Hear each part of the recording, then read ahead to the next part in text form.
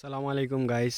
আসলে আজকে দেখাবো যে আমরা যে পাট শাক খাই, পাট শাকগুলো আসলে বড় হইলে কেমন দেখায়। এই যে দেখুন, এগুলাই আমরা ছোট থাকতে ঢাকায় নিয়ে যাওয়া হয়, বিভিন্ন বাজারে উঠানো হয়।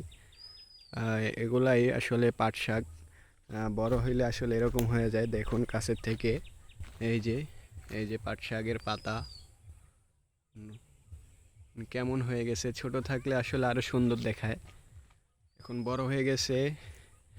এগুলা কাটা হবে, কাটার পরে কেটে এগুলা আবার পানিতে পচানো হবে। প্রায় 15-20 দিন, 1 মাস রাখা হবে।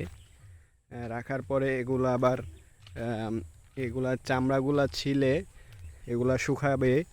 শুকানোর পরে আসলে বিভিন্ন ভাবে এগুলা বিভিন্ন পাটকল বা বিভিন্ন কারখানায় চলে যাবে।